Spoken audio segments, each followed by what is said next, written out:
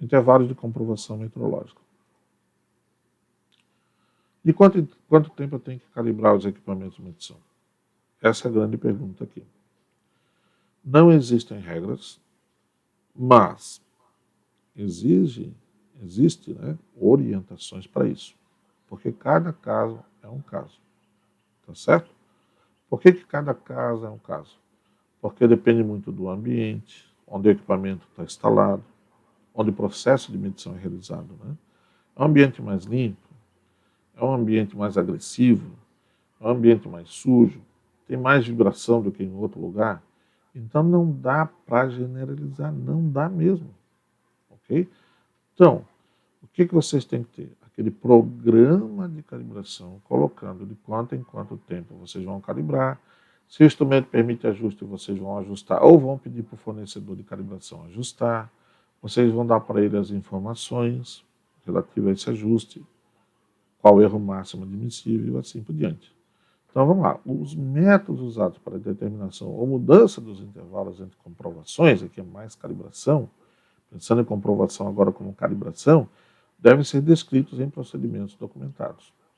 Que método vocês usam? O pessoal geralmente usa o método de calendário.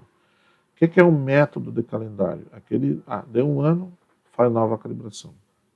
Ou é um ano e meio. Esse período, esse intervalo, pode variar de equipamento para equipamento, naturalmente, dependendo da estabilidade dele. Mas nós vamos botar lá intervalo de calibração de 10 anos, né?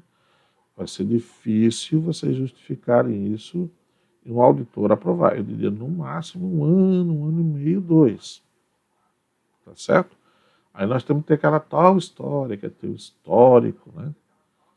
Conhecer a estabilidade desse instrumento de medição com o tempo. Então, criar um procedimento ou uma planilha ou, como eu falei, um programa de calibração colocando esses intervalos aí, que devem ser analisados criticamente e ajustados. Ou seja, eu botei para aquela calibração um intervalo de um ano, comparando os certificados de calibração, comparando os resultados das checagens intermediárias. Mantenho? Não mantenho? Mudo ou não mudo? Aumento ou até diminuo? Certo? Bom, só para voltar aqui, nesses métodos, por exemplo, para os equipamentos que são poucos utilizados, dependendo da situação, ou que ele é muito instável, por exemplo, medidor de pH. O método é antes do uso. Não é mais um calendário, é antes do uso. Antes de usar, tem que calibrar. Por quê? Eu já sei que ele é um equipamento não estável. Se é um equipamento que eu uso muito pouco, muito pouco, será uma vez por semestre, uma vez por ano, também fazer de preferência essa calibração antes do uso. Certo? Porque eu uso tão pouco ele que não faz sentido eu pensar numa calibração diferente dessa aí. Porque pode nem usar naquele período por algum motivo, né? Agora, antes do uso eu tenho que garantir essa calibração. Essa calibração pode ser feita internamente? Claro que pode, desde que vocês tenham essa competência para fazer, né? Quais são os elementos básicos para fazer calibração internamente? Ter equipe treinada, competente, ambiente adequado, procedimentos documentados e rastreabilidade metrológica adequada, que é um outro item importante aí para nós. Esses intervalos devem então ser analisados criticamente e ajustados, alterados, quando necessário, para assegurar a contínua conformidade com os requisitos metrológicos especificados. Ou seja, de quanto em quanto tempo eu garanto que aquele erro máximo admissível está permanecendo. Ok? Um ano é ótimo, então é um ano. 2 anos dá? Dá, ótimo. 3 anos? Não sei. Vocês vão ter que ter evidências que isso é adequado nesse período. Cada vez que o equipamento de medição não é conforme, o que eu devo fazer? O que é um equipamento não conforme? O equipamento não conforme é aquele que eu mandei para fazer calibração e ele teve que ser ajustado para colocar dentro do erro máximo admissível. Ele já é não conforme. Perceberam? Ah, mas já foi ajustado. Não, tudo bem. Foi feita uma correção aí. Ele agora não é mais não conforme, mas ele chegou na calibração como não conforme. É importante eu contabilizar ele como não conforme. Porque ele chegou lá na calibração e eu identifiquei que ele não estava conforme. Aí ajustei, etc. Fiz uma manutenção, que é o reparo que ele está colocando aqui, por exemplo, alguma mudança, tem que recalibrar. Então vou ter que ajustar esse intervalo de calibração ou modificar esse intervalo. Porque, olha, está mudando aqui o negócio. Né? Ele não atendeu mais ao erro máximo admissível. Estava atendendo naquele intervalo de 1 ano, de repente agora tem que passar para 6 meses. Pode ser que esse instrumento já esteja tão velhinho, tão desgastado, ou o ambiente onde ele está usando é um ambiente que estressa esse equipamento, né? É muita utilização diária, muita frequência de uso, o ambiente não é tão limpinho assim, pronto. Já desgasta mais o equipamento de medição. Então nós vamos ter que justificar, mexer nesses intervalos, explicar que foi porque ele não está tão né, estável com o tempo e assim por diante. Para a gente encerrar, vamos ver essa orientação. Os dados obtidos de histórico de calibração, para ter um histórico precisa ter N calibrações, ou checagens intermediárias também. E avanços de tecnologia e de conhecimento podem ser usados para a determinação dos intervalos entre comprovações metrológicas. Está vendo? Ok? Então, o que é avanço tecnológico? Né? Às vezes eu tinha lá um equipamento que era analógico, agora percebi que dá para botar um upgrade nele lá, tirar a escala analógica, botar uma escala digital, e com isso o intervalo de calibração pode ter aumentado um pouco. Então isso pode acontecer. Mexo no intervalo, não tem problema nenhum, só que eu vou justificar essa alteração, tá? O método de Schumacher é um método bastante usado, válido, interessante, que eu acho tá ok. Só tem que tomar muito cuidado que a ideia do Schumacher, ele, digamos assim, ele é um método que é muito conservador, né? Vocês podem mudar aquelas tabelinhas lá de mudança de intervalo e criar um método parecido ou baseado com o método de Schumacher. Você também pode criar um método interno. Por exemplo, mandei calibrar o instrumento de medição e observei que o erro máximo admissível deu abaixo do limite, mas bem no limite ali. Opa, estender o intervalo aqui é complicado, né? Então, de repente, mantém. Agora, eu mandei calibrar o instrumento de medição e nas últimas calibrações, 2, 3 calibrações que eu tenho já no histórico, provou que o erro máximo, puxa, está bem abaixo do limite, bem abaixo do limite. Quem sabe eu posso aumentar um pouquinho esse intervalo. O histórico mostra isso. Essa é a ideia do Schumacher. Aquela ideia de não fazer calibração muito próxima uma da outra, porque custa caro, né? Tá certo?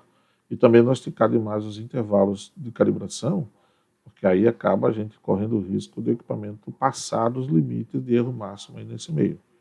Aí entra as checagens intermediárias, que eu quero ver também se eu consigo apresentar para vocês isso aí. Vamos lá. Assim, pessoal, bom senso. Nada de critérios muito longos e nem muito apertadinhos. Eu já vi empresa fazer assim. Todo equipamento novo, ele bota um intervalo de calibração a cada 6 meses. Aí ele manda calibrar, novamente. Manteve o erro admissível, aí ele já aumenta mais 3 meses. Então agora já tem um novo intervalo. Mas ele tem um critério, manteve o erro admissível. Se esse erro admissível, como eu falei, está bem pequenininho, próximo do exigido, ele às vezes pode passar até dobrar esse intervalo para de 6 meses para 1 ano. Depois de 1 ano, esses acréscimos é cada 3 meses. Aí ele não passa de 2 anos. Ele vai no limite de 2 anos. É um critério. É válido. Lembrando que o usuário é que conhece como é que está o equipamento de medição, como é que ele se comporta com o tempo, né? É isso aí. Registros obtidos usando técnicas de controle estatístico de processo, aqui ele está vendo, ele orienta a usar o CEP. O CEP é uma ótima ferramenta para controle de intervalos de calibração também, certo? Porque a gente observa num gráfico de controle como é que está o erro, como é que está o resultado do equipamento de medição com o tempo. É aquilo que eu falei. A checagem intermediária é uma ideia de avaliação da estabilidade do equipamento de medição com o tempo, que foi citado aí como uma característica importante, né? E é realmente a mais importante. O ideal é que a gente use equipamentos estáveis com o tempo, que ele não mude muito a sua resposta com o tempo. E a gente pode fazer isso através de técnicas de controle estatístico do processo, que é um treinamentozinho que eu recomendo para vocês se vocês já não fizeram, né? Então, registros através de CEP para medições podem ser úteis na determinação da necessidade ou não de alterar os intervalos de calibração. Por quê?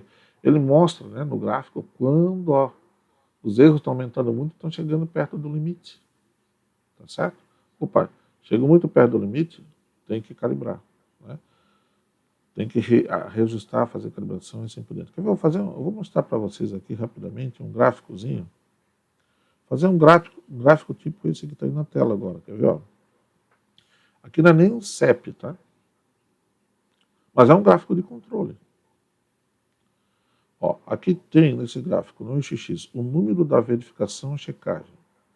O que é checagem ou verificação? É uma calibraçãozinha simplificada que eu faço no meu equipamento de medição para ver se ele está estável com o tempo. No eixo Y, tendência, que é o erro do equipamento de medição, para um valor lá que eu selecionei. Por exemplo, como é que eu posso checar um micrômetro? Como é que eu posso checar uma balança, por exemplo? Posso pegar uma massinha padrão, que eu tenho um certificado de calibração para ela, mas não preciso do certificado. Aqui é uma técnica que eu preciso, porque eu estou determinando o erro de medição, mas não preciso ter essa massinha calibrada, ok? Aqui ela foi calibrada, eu consigo calcular a tendência, que é o erro da balança, porque eu vou medir uma massa conhecida, né? Então, olha só, a tendência aqui, ó, na primeira verificação deu ok, na segunda está ok, ó, tá vendo? Aqui eu estou vendo a estabilidade com o tempo. Aí essa frequência, depende do caso, aqui pode ser semanal, pode ser diária, tem gente que faz isso diário.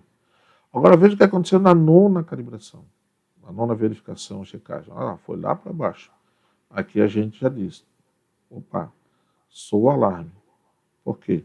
O erro máximo é essa linha tracejada aqui, tá vendo? Ó, não ultrapassou o erro máximo admissível, mas está lá no limite. E se a gente contabilizar a incerteza, está fora, na verdade. Por isso que a gente criou uma nova linha aqui, ó, essa linha preenchida, cheia aqui, ó, que é o que a gente chama de incerteza daquela verificação. Né? Então, realmente o ideal é que ficasse aqui dentro dessa linha chamada, agora que a gente chamou de linha superior de conformidade, e o limite inferior de conformidade. É um gráfico simples de fazer, mas eu preciso aqui, nesse caso, ter padrãozinho para checar o equipamento de medição. Tem técnicas que não precisam ter o padrão calibrado. Isso é uma outra história que tem que ser analisada com calma. Mas aqui nós temos essa condição, tá vendo? É um gráficozinho de controle. Qual é a vantagem dele? É uma ferramenta visual. É isso que a norma está dizendo aqui para nós, tá, pessoal? Ó, o CEP, ele é uma ferramenta visual.